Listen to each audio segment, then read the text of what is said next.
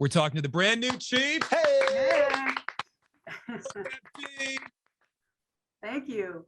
So Kristen is brand new chief. Congratulations on that. And we have a ton of respect for our firefighters. We've always said too, because, California is such a wildfire situation that I think, and you can speak to this, I think we in California have the best firefighters anywhere on the planet. I 100% agree with you. True professionals who train each and every day, depending upon whatever you call us out for. We're there to serve you. We're there to serve the community and solve whatever problem comes your way. So true professionals.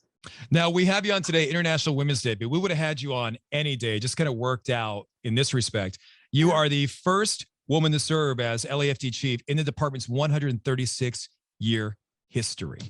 Yes, that is correct. So it's right in alignment there with Women's History Month. And like you said, just kind of worked out that way. But I was just confirmed the other day through City Council, and I'll be stepping into the seat at the end of March. So really excited about the opportunity.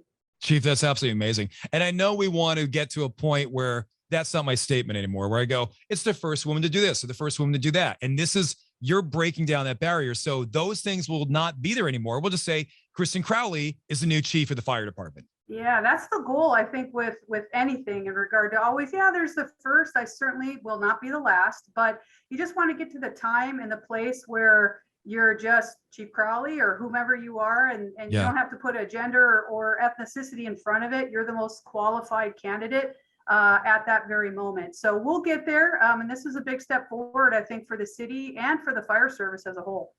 It's interesting. Speaking of most qualified, you are beyond qualified for this job.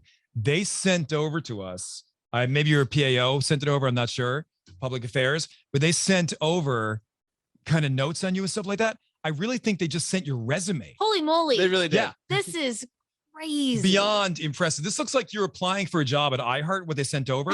It's got all your career accomplishments. It's got everything you've done, your certifications, your special project and committees, your specialized training. And nothing is double space. Like, it's single space, teeny tiny font. And there's just so much on here. It's amazing. I appreciate that. Yeah, and that's all part of really that long-term strategy to make sure that, and this goes for anybody, that you're setting yourself up for success. But even more important is that you feel comfortable in your skin. You're setting yourself up to make good, safe decisions. You're getting the sets and reps in a lot of different areas within the organization. And then it really feels at this very moment, everything's coming together, and this is exactly where I'm supposed to be. Chief, how did you get into fire services? And then how have you seen it change over the years? And then where do you want to go? So kind of a three-part question there. Sure. So my journey to the fire service was really something different. I didn't know anything about the fire service growing up in the Midwest. Moved out here right after I graduated from college. I was pre-med. I was on my way to medical school. And I decided, hey, I want to do something in the medical field before I go. And I did the EMT paramedic route. And I ended up doing my internship with LA City Fire Department at Fire Station 89 in North Hollywood. And I was like, this is what I'm supposed to be doing. It was a perfect fit. I came from an athletic background, and I was a student athlete all my life. And all of a sudden I'm not doing that. And then I stepped in the fire station, and we're competing, we're shooting baskets for who's going to do dishes. And of course I won, and they didn't like it, but it was fun. It was an absolute, just perfect fit for me. And it was just a matter of not being exposed to it. And all of a sudden saying, oh, wow. And the door just cracked open, and then you kick it open. It's like, okay, this is what I'm supposed to be doing.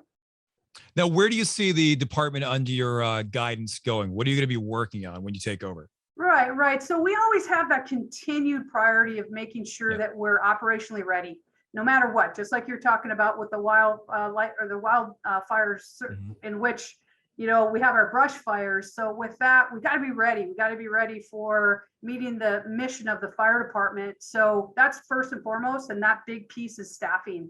Understanding that we've got a lot of people retiring. We've got to get the new generation of our firefighters coming up, through the ranks to make sure that we're making good decisions and we can serve the community. So that's number one.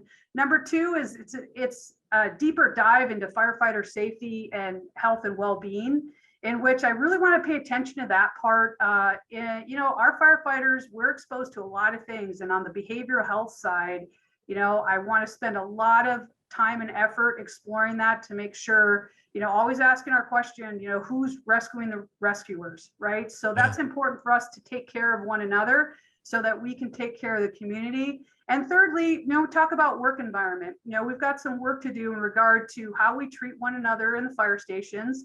And it's a professional work environment. So just setting ourselves up for success, the continued training, making sure we have accountability in there and when people misstep. But, the workplace is really important to ensure that we're looking at it from the equity and inclusion lens so that everybody comes to work, we work hard, we train, and we're looked at, and everybody's valued in the same regard. Yeah. As a female, when I first saw the story come through about you, I was incredibly inspired. So thank you for everything you've done. Do you remember a certain point in your life? Because I remember mine experiencing this like so vividly, but do you remember the first time you were made to feel like you weren't able to do something because you were a woman? I think, and the fire service is just such a unique workplace, right? It's a career where you have to make sure that you are able to do the job, both physically and mentally. And that's for the guys and gals on this department. So, I get asked that quite a bit, and we have to do the same thing that the guys do. We have to be able to throw the ladders and pull the hose and, cut holes in roofs and do all the things that we do. On top of that, also be really, really good at what we do on the medical side. So there's a balance there. So I think you get tested, and to make sure you can do the job. But I tell this story often. It's like, once you prove you can do the job, the sky's the limit. The eyes might be on you, but they're going to be on you a little bit longer, I think, as a woman. But, once you get to that place, it's like, okay, it's on, it's a non-issue at that point. And then you just push forward and work hard and learn your job. What would your advice be for young women specifically who want to break through in that field and become a firefighter? Right, great question. So I think it's just make sure that you're really well informed in how you prepare for the job, and that goes for the men as well. This job is not easy. It's one of the hardest things. And like I said, growing up with an athletic background, it tested me to the limit from the physical side and the mental side. So I think the preparation is really important, especially on the front end. Some of us, and I was one of those people that didn't have that mechanical aptitude. I didn't grow up, breaking down engines and understanding how a 2-stroke and a 4-stroke engine work. But I certainly could learn it if you teach me, and I could retain it, and then I could teach others. So I think it's the early exposure to things. Get out there, understand what the physical part of the job is, understand, being away from your family, what type of commitment that is. And then, give yourself a really good shot by preparing yourself for that fire academy. And I can tell you, hands down, this is the best career in the world. And it's a great opportunity right now. I just want to make sure I share this with the listeners that we're hiring. So this opportunity doesn't come up. We're looking at hiring 300 firefighters next year. And that opportunity doesn't come up, and it's a window of opportunities. So if you are interested, I got to plug it. It's joinlafd.org. Go online, check it out, see what what you need to be able to become one of our firefighters. It's very competitive, but we have a lot of prep programs, and that's what I was talking about, John, is like, hey, make sure you go out there and check it out and see what it's all about. Awesome. It's interesting, a couple of things there. I'm glad you did promote that because I want people to know it is a wonderful job. I don't think I could hack it. Number one, I think the blood might scare me away, so that might be a problem for me.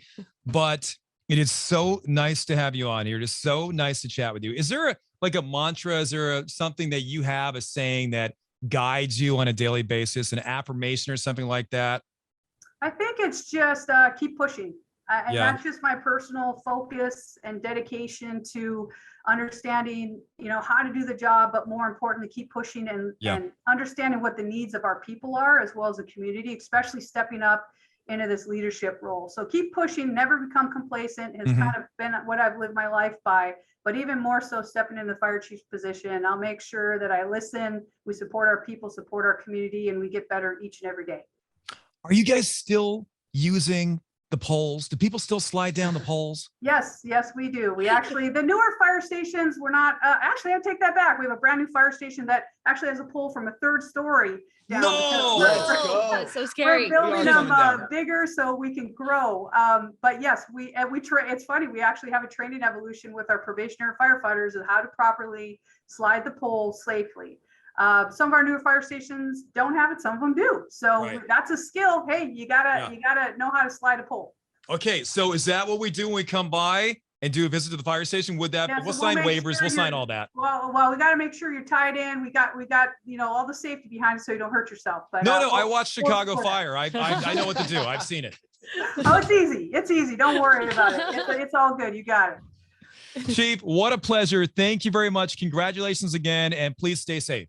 Thank you very much for the opportunity. Stay well. Thank you.